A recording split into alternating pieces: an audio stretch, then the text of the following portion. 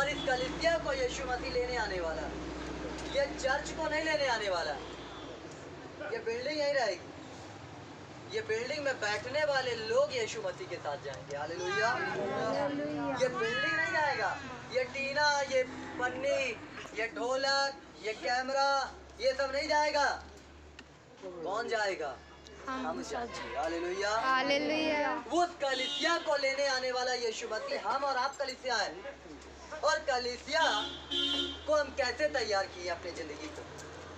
हमारे अंदर अगर फूट है ना, आज कलीसियाओं के अंदर फूट है। अब फूट किसके? कलीसियाओं की बात, चर्च को नहीं बोला फूट। तो ये देखो, ये गड्ढा है, ये फूट है, ये टूटा है, इसको टूटे रहने दो, है ना। ये फटा है पन्नी, इसको फटे रहने दो, कोई बात नहीं, सही समय पे सही हो जाएगा। हमारा जो जिंदगी है, कहीं इसके अंदर तो नहीं फूट है। ये कलीसिया को लेने आने वाला मसीह यीशु मसीह। हालेलुया। इस जिंदगी के अंदर तो नहीं छेद है। कहीं शैतान ने सुरंग तो नहीं बना के रखी है। कोई पाप का सुरंग तो नहीं है। दुष्ट आत्माओं ने कोई इस देह को खराब करके तो नहीं रखा है। ये चीज को हमें जानना है और समझना है। हालेलुया। इसमें अगर छेदा है तो रहने दो, ये अगर फटा है तो रहने दो। अगर जिंदगी कहीं फटी है,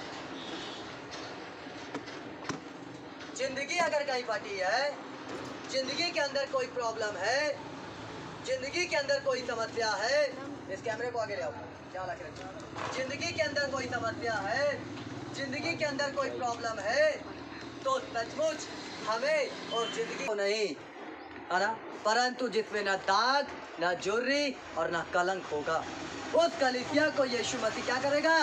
लेने आने वाला है ना। तो अपने जिंदगी को हमें जानना समझना है। अपने जिंदगी में झांकना है कि हमारा जिंदगी कैसा है, हम कितना मसीह के साथ चल रहे हैं। मसीह तो हमारे साथ चल रहा है। बस ध्यान रखिए, मसीह तो हमारे साथ चल रहा है ना।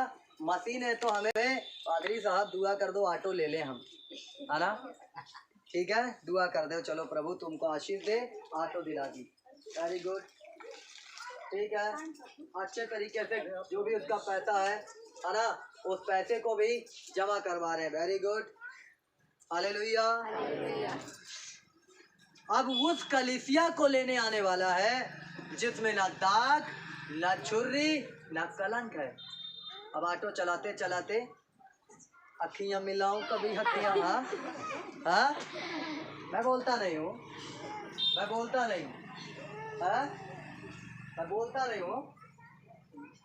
वो कलीसिया को लेने मसीह नहीं आ रहा, है ना। वो कलीसिया को लेने आ रहा है जिसमें ना दाग, ना झुर्री, ना कलंक।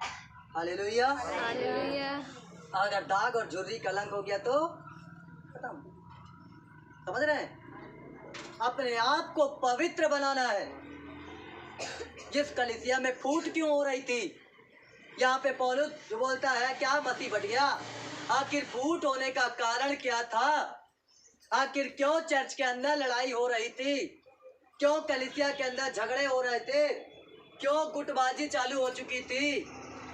क्यों 2 ग्रुप 4 ग्रुप बन चुके थे, है ना। यहाँ 4 चर्च के बारे में मैंने बता दिया। कोई पौलुस का, कोई अपोल्लुस का, कोई कैफा का और कोई मसीह का। ये 4 पादरी यहाँ पर है। सबको मेरे प्रियो कलीसिया के लोगों ने बदल दिया। चारों को अलग अलग, क्या आजकल तो कलीसिया पादरियों को चलाती है, लेकिन मैं वो पादरी नहीं जो कलीसिया पे चलूँ। हालेलुया। कलीसिया हमारे अनुसार चलेगी। हालेलुया। हम कलीसिया के अनुसार नहीं चलेंगे, हमें कोई खरीद नहीं सकता है। हालेलुया। क्योंकि हम पैसे में बिकते ही नहीं है। हालेलुया। पैसे में बिकने लगे तो लोग हमको चलाने लगे, है ना। तो पैसा में हम बिकते ही नहीं है तो कोई चला ही नहीं पाता। हालेलुया। तो मेरे प्रियो यहाँ पर जो फूट पड़ी है ना, यहाँ पे पौलुस बोलता है क्या मसीह को तुमने बांट दिया? कोई पौलुस का, कोई अपोल्लुस का, कोई कैफा का, कोई मसीह का। आखिर ये क्यों डिवाइड हो गए? क्यों ये लोग बंटवारा कर लिए? क्योंकि क्यों इनके सोच और विचार नहीं मिल रहे हैं? क्यों नहीं मिल रहा है? क्योंकि कहीं ना कहीं मसीह की जो शिक्षा थी वो नहीं आई। हालेलुया। और जब मसीह की शिक्षा नहीं आई तो जब पौलुस ने ऐसा प्रचार किया तो कुछ लोगों ने नहीं, हमको अच्छा नहीं लगा। तो जब अपोल्लुस ने प्रचार किया तो विपक्ष और दूसरे लोगों ने हमको अच्छा नहीं लगा। फिर कैफा ने प्रचार किया, नहीं अच्छा नहीं लगा। आधों ने बोला अच्छा लगा, आधे ने बोला नहीं लगा, आधे ने बोला अच्छा लगा, तो कलीसिया क्या हो जाती फिर। और अच्छा लगा और नहीं लगा क्या कारण क्या होता है, क्या होता पता है? चर्च के अंदर अच्छा लगा और नहीं लगा का कारण क्या होता है कि कहीं ना कहीं कलीसिया के लोगों का जिंदगी मसीह के साथ मजबूत नहीं है। हालेलुया। क्योंकि पौलुस जो प्रचार कर रहा है वो भी मसीह का प्रचार कर रहा है, और पौलुस जो प्रचार कर रहा है वो भी मसीह का प्रचार कर रहा है, और कैफा जो प्रचार कर रहा है वो भी मसीह का प्रचार कर रहा है। वो तीनों लोग मसीह के ही प्रचार कर रहे हैं। लेकिन जो कलीसिया में बैठने वाले लोग और सुनने वाले लोग हैं, उनका जीवन मसीह के साथ मजबूत नहीं है, मसीह की शिक्षा पे नहीं चल रहे हैं। इसलिए अपने मन की अभिलाषाओं के अनुसार कितने लोग अपने लिए उपदेशक बटोर लेंगे, है ना, और उनको लगेगा जो पादरी मेरे मन की बात बोलेगा बस वही अच्छा, बाकी साइड में रखो। समझ रहे इस बात को? जो ये ना कहे पाप मत, पाप करते रहो, जो बोले अरे ठीक है चलता है, कुछ कुछ थोड़ा सा ले लिया चाहिए गुटखा को ऐसे मिला के खड़खड़ खड़खड़, है ना।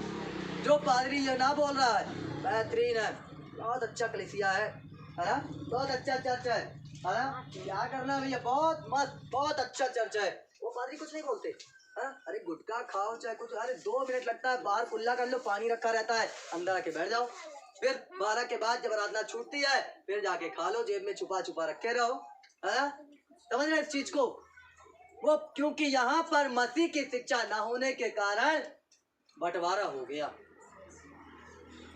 इसलिए किसी को पौलुस अच्छा लग रहा, किसी को अपोल्लोस अच्छा लग रहा, किसी को कैफा अच्छा लग रहा, किसी को प्रॉफेट बजिंदर सिंह अच्छे लग रहा है, किसी को अंकुर नूला अच्छे लग रहा है, किसी को रामन हंस मिनिस्ट्री अच्छी लग रही है, किसी को कोई, किसी को बेनीहीन, किसी को कुछ, किसी को कुछ, किसी को कुछ। हालेलुया। लेकिन इन पादरियों में से कोई अपना प्रचार नहीं कर रहा है, सब प्रचार मसीह का कर रहे हैं। हालेलुया। और अगर हम ये बात को सोच रहे हैं और हम मेरे प्रिय इस चीज को जानने, जैसे यहाँ पर कलीसिया डिवाइड हो गई, इसीलिए कलीसिया में फूट होती है, चर्च टूटने लग जाते हैं, कलीसिया टूटने लग जाती है ना। इसलिए हमें किसके पीछे चलना है? मसीह के पीछे चलना है, हमें यीशु मसीह के पीछे चलना है। और जब यीशु, मेरी बहन जब नई नई अभी आई है, मैंने आपको बोला मैं जो शिक्षा दूँ उसके पीछे चलना, कि मेरे जीजा जी भेजे। हालेलुया। मैंने क्या बोला कि मसीह से प्रार्थना करो, यीशु मसीह से दुआ करो। पता चला पादरी की फोटो लगा है, बोले पर नहीं, है ना, मेरी फोटो लगाने से कुछ नहीं होगा। बहुत सारे लोग जो है ना, बहुत सारे लोग पादरियों की फोटो लगा लिए, बहुत सारे लोग भगवान मान लिए। पास्टर केवल एक अगुआ है, मेन अगुआ सिर्फ मसीह यीशु है। हालेलुया। अच्छा चरवाहा यीशु मसीह है, और यीशु मसीह ही जिंदगी में काम करता है। हालेलुया, है ना। बहुत सारे चर्च को देखो, कलीसियाओं को देखो, पादरियों की फोटो चिपक गई, है ना, और कई लोग, है ना, उन्हीं को दिए। कोई बात नहीं, उनका सम्मान करो, क्योंकि सेवक बहुत ही आदर के योग्य होते हैं। हालेलुया। उनका सम्मान करना है, क्योंकि कभी उनका बेइज्जती तो करना ही नहीं है। हालेलुया। क्योंकि बाइबल इस बात को बताती है, पास्टरों का, सेवकों का हमें क्या करना है? सम्मान करना है। क्योंकि अगर धोखे से भी वो पैर की धूल ऐसे करके झाड़ के निकल गया तो बहुत बुरा हो जाएगा। हालेलुया। क्योंकि बाइबल इस बात को बोलती है कि अगर तुम्हारी बातों को जिस नगर या नगर में जाओ प्रचार करो, और वहाँ के लोग अगर तुम्हें ना सुने, तो बाइबल इस बात को बोलती है अपने पैर के धूल को भी झाड़ आना। फिर उस नगर की दशा सदोम और अमोरा के नगर से भी कहीं भयानक होगी। और सदोम और अमोरा का जो नगर था वो आग के द्वारा जलाया गया था, इसलिए वहाँ की दशा, वहाँ के लोगों की दशा और भयानक हो जाएगी। हालेलुया। इसलिए परमेश्वर के दासों को आपको क्या करना है? इज्जत करना, सम्मान करना है। हालेलुया, है ना। तो हम वहाँ पे नहीं जाते हैं, हम वापस आते हैं। तो जो कलीसिया के अंदर फूट है, जो कलीसिया के अंदर गुटबाजी है, उस गुटबाजी को हमें कभी भी कलीसिया के अंदर आने नहीं देना है। हालेलुया। अगर कोई कलीसिया के अंदर विरोध करे, है ना, कोई किसी प्रकार से बुराई करे, या कोई किसी भी तरीके से कोई गुटबाजी करे, तो आपको उस जगह को सही करना है। क्या करना है? ना कि आपको गुटबाजी में शामिल हो जाना। है ना। जिंदगी में भी होता है, कलीसियाओं में भी होता है कि जब फूट होता है, जब विद्रोह होता है तो कलीसिया टूटती है, गुटबाजी होती है, और वो कभी भी आने नहीं देना है। हालेलुया। क्योंकि मसीह की शिक्षा पे हमें चलना है, और जब मसीह की शिक्षा पे चलेंगे तो सचमुच मसीह हमको क्या देगा? आशीष देगा, हमको बरकत देगा, परमेश्वर हमको ऊंचा उठाएगा, हमको आगे निकालेगा। और नहीं, हमारे देश जो है, आज हमारे देश में पूरे लोग अगर एक साथ मिलकर खड़े हो जाए तो हमारे देश से गरीबी खत्म हो जाए कि नहीं हो जाए? अगर यूनिटी के साथ हमारे देश के लोग अगर देश के लिए खड़े हो जाए तो हमारे देश की आधी समस्या भारत देश के नागरिक ही खत्म कर देंगे। करेंगे कि नहीं करेंगे? कर देंगे, है ना। अगर हमारे देश के लोग एक साथ खड़े हो जाएं, है ना। और नहीं तो फिर लो, इसे मतलब आज कलीसिया के अंदर भी फूट होती है, विद्रोह होता है ना, कलीसिया टूटती है। और अगर कलीसिया के लोग चाहें तो कलीसिया को आगे बढ़ा सकते हैं, है ना, मजबूत कर सकते हैं, स्ट्रॉन्ग कर सकते हैं, है ना। आखिर हम यहाँ आते हैं, परमेश्वर हमारे जीवन में चमत्कार करता है, प्रभु हमारे जीवन में आश्चर्य कर्म करता है, प्रभु हमें छुटकारा देता है, प्रभु हमको बचाता है, प्रभु हमको बीमारियों से निकालता है। अब हम ये सोचे अरे क्या करना है, हम संडे के दिन जाते हैं, वचन सुनते हैं, कुछ दे देते हैं, सहयोग दे देते हैं, वचन सुन लिए, गीत गा लिए, प्रार्थना कर लिए, 3 घंटा दे दिए। बाकी पादरी का काम है ना, पास्टर करेगा, क्या करना है, पादरी कर लेगा यार। हालेलुया, है ना। हमारा क्या जिम्मेदारी? पास और भी लोग तो हैं, आते हैं चर्च में, पास वाले, है ना। हम तो इतनी दूर रहते, कैसे कर पाएंगे? हालेलुया। तो फिर क्या होता है पता? जब ये सोच आती है अंदर, और भी तो लोग हैं ना, हम नहीं करेंगे, वो कर तो लेंगे, वहां जाएंगे, ठीक है, अगले आदमी तो कर लेंगे। हालेलुया। लेकिन तुमने उन आशीषों को, तुम्हारे जिंदगी से वो आशीषें चली गई। हालेलुया। अरे पास्टर का काम है, वो कर लेगा, ठीक है ना, पास्टर का काम है, कर लेगा। लेकिन हमारी क्या जिम्मेदारी है? हम कलीसिया के प्रति हमारी क्या वफादारी है? हम कितना परमेश्वर के कलीसिया को पकड़कर चलते हैं? हालेलुया। परमेश्वर के लोगों की पावर क्या है, यह भी परमेश्वर के लोग भी नहीं जानते, रियल भी नहीं जानते, इसीलिए भटके हैं, समस्याओं को सहे जा रहे हैं, तकलीफों को सहे जा रहे हैं, बीमारी को सहे जा रहे हैं, निराशाओं को सहे जा रहे हैं, तकलीफों को सहे जा रहे हैं, गरीबी को सहे जा रहे हैं, क्योंकि उनको खुद नहीं पता कि जब जिसकी तुम आराधना करते हो वो है कौन, वास्तव में वो यीशु है कौन, वास्तव में यीशु मसीह है कौन, ये खुद नहीं जानते यीशु मसीह के लोग। इसीलिए समस्या आई, डोल गए, है ना, समस्या आई, डोल गए, तकलीफें आई, डोल गए, है ना। लेकिन जो वास्तव में प्रभु को लेकर चलते हैं, उनको पता है कि परमेश्वर कैसी सामर्थ को दिखाने वाला खुदा है, कितनी पावर को दिखाने वाला परमेश्वर है। हालेलुया। लेकिन जो परमेश्वर के लोग खुद नहीं जानते कि आपकी पावर क्या है, इसलिए दूसरे आपको थोड़ा सा धमकाते हैं तो आप भी डर जाते हैं। ऐसा बोल दिए, काय का डर? हालेलुया। काय की? परमेश्वर हमारे साथ में है। जब प्रभु हमारे साथ में है तो मनुष्य हमारा क्या कर सकता है? मनुष्य क्या है? बाइबल बताती है, कुछ ढका नहीं जो खोला नहीं जाएगा। हर एक के काम खुल जाएंगे, हर एक के कामों को परमेश्वर खोल देगा, कुछ ढका नहीं है। लोग यही चाहते हैं कि तुम डर जाओ, है ना। फिरौन के मन को परमेश्वर क्या उनके विरुद्ध में कर देता था, इस्राएलियों के, और वो मना करता था, नहीं जाने दूंगा, नहीं जाने दूंगा। और मूसा कहता था, इन्हें जाने दे, जाने दे, जाने दे। परमेश्वर इस बात को बताना चाह रहा था कि मैं तुम्हारा जिंदा खुदा हूं और मैं तुम्हारी अगुवाई करूंगा, क्योंकि फिरौन जो है वो परमेश्वर से भी बढ़कर अपने आप को मान लिया था, और यही कारण से परमेश्वर उससे सबसे ज्यादा फिरौन राजा से क्रोधित हुआ। सबसे ज्यादा परमेश्वर फिरौन से क्रोधित हो गया था, और इसीलिए अपने लोगों के विरुद्ध उसके मन को बहकाता था, फिर रोकते ही परमेश्वर का मैटर है। हालेलुया। लेकिन हम जान ले कि फिरौन और उसकी सेना को पहले तो वो बीच समुद्र में ले गया और आगे आगे इजरायली चले जा रहे थे परमेश्वर के लोग, और पीछे पीछे फिरौन और उसकी सेना, आप पकड़ते हैं तुझे, आप पकड़ते हैं तुझे। प्रभु बोला चलो मेरे बच्चे आगे जा रहे हैं, तो आ जाओ। तुम इनको लगा ये बात को भूल गए, ये समुद्र था आगे, और समुद्र कैसे दो भागों में हो गया।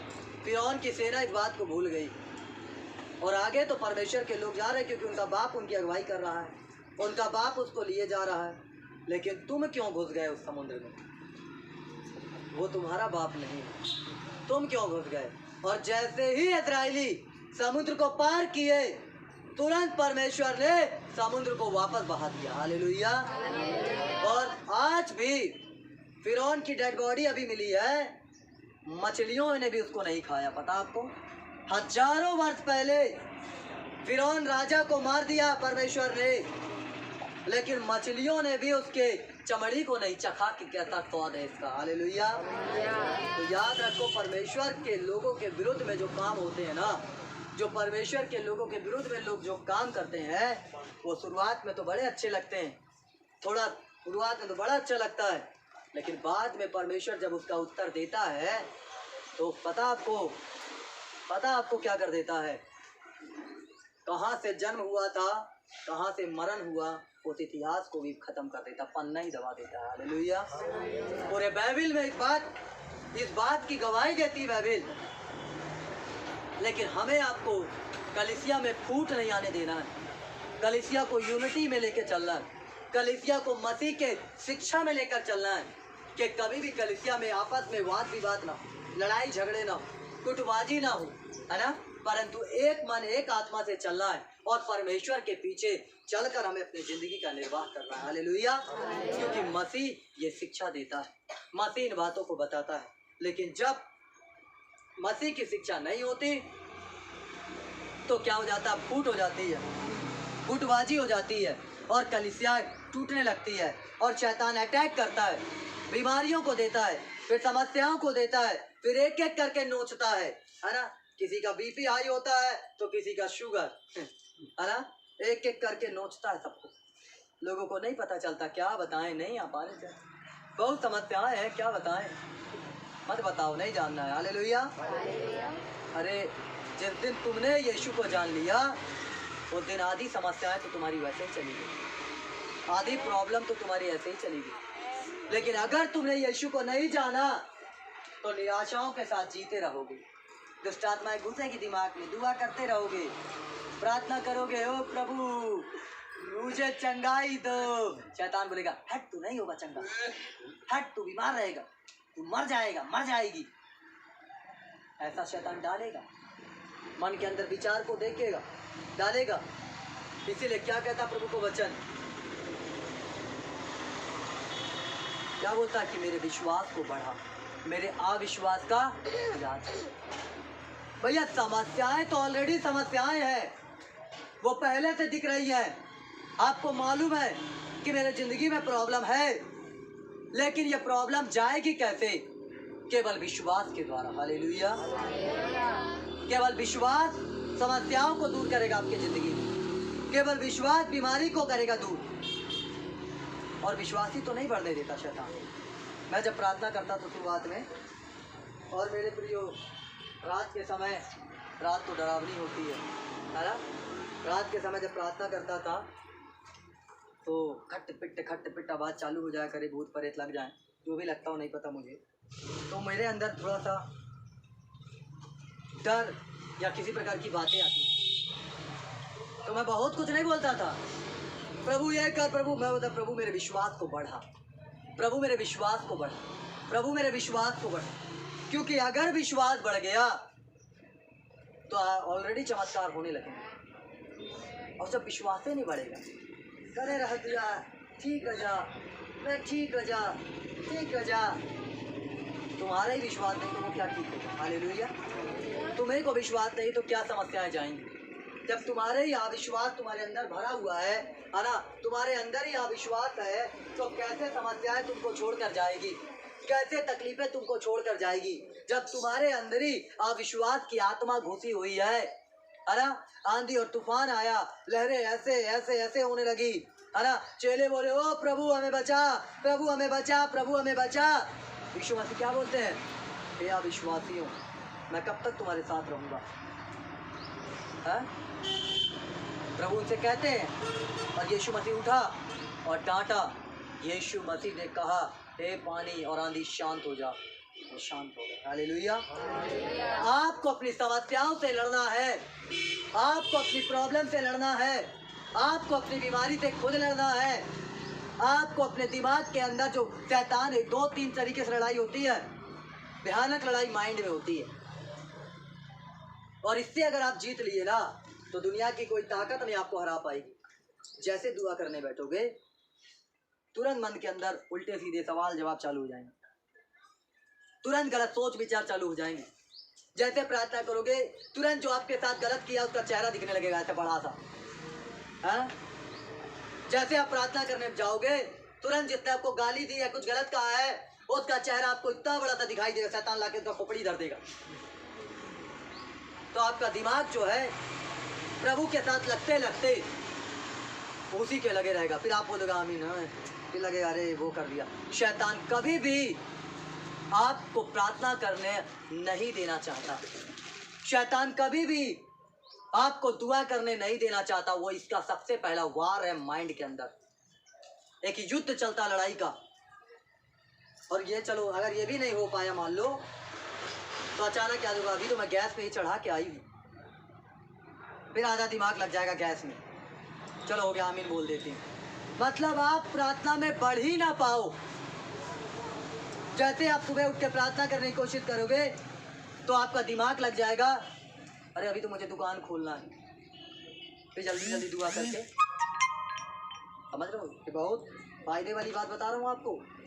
इसी पे अगर कंट्रोल कर लिए ना, तो जीत 100% आपकी होगी। और अगर नहीं कर पाया, जैसे चर्च निकालने की कोशिश करोगे, तो कोई पड़ोसी आ जाएगा, या घर में ही चप्पल ढूंढते ढूंढते वार्तालाप हो जाएगा।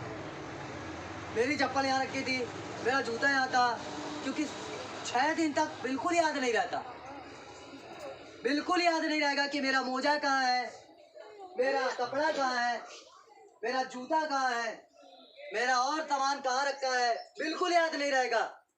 लेकिन जैसा रात की भी गुजर जाएगी, लेकिन दिन के जैसे घड़ी में कांटा देखते रहेंगे, अरे 9:30 बजने वाला, 10 बजने वाला है, उतना ही जल्दी सामान घूमना चालू हो जाएंगे। अब ढूंढते रहो उसको, ढूंढते रहो। किसी किसी का मिल जाता है, किसी किसी का मिलता भी नहीं है, और जिनका नहीं मिलता वो मुंह बना के चर्च आ जाएंगे। जैसे कोई समस्या प्रभु ने ही डाल दी, तुम्हारे खुद की गलती के कारण। 6 दिन काम के हैं, 6 दिन, शनिवार के दिन पूरी तैयारी करके रखो कि मुझे उठना है, नहाना है, कपड़ा पहनना है, और तुरंत मुझे परमेश्वर के भवन की ओर भागना है। मैं खाना खाऊं, नाश्ता करूं या ना करूं, मैं कुछ करूं ना करूं, हालेलुया, लेकिन मुझे परमेश्वर के भवन में भागना है। हालेलुया, मुझे परमेश्वर के भवन में जाना है। हालेलुया। और जब परमेश्वर के भवन में हम जाते हैं, तो परमेश्वर हमारे आपके जिंदगी के अंदर काम करता है। परमेश्वर हमारे आपके जिंदगी के अंदर चमत्कार करता है। हालेलुया। इसलिए अपने आप को तैयार करो, अपने आप को मजबूत करो। परमेश्वर राजाओं का राजा और प्रभुओं का प्रभु। हालेलुया। परमेश्वर प्यार करता है। अपने आप को तैयार करो, अपने आप को स्ट्रॉन्ग करो, अपने आप को मजबूत करो, क्योंकि परमेश्वर हमारे आपके ज़िंदगी में चमत्कार करना चाहता है। परमेश्वर के भवन में आते हो, ईमानदारी से, वफादारी से, सच्चाई के साथ आना है ना, बुद्धिमानी के साथ कि हाँ मुझे जाना है प्रभु के भवन में। और जितना आप बैठोगे प्रभु के भवन में, प्रार्थना करोगे, उतना ही परमेश्वर आपके ज़िंदगी के अंदर काम करेगा। हालेलुया। बोलो प्रभु यीशु मसीह की। फिर से आने वाले प्रभु यीशु मसीह की। परमेश्वर इस वचन के द्वारा आप सबको बहुतायत के साथ आशीष दे।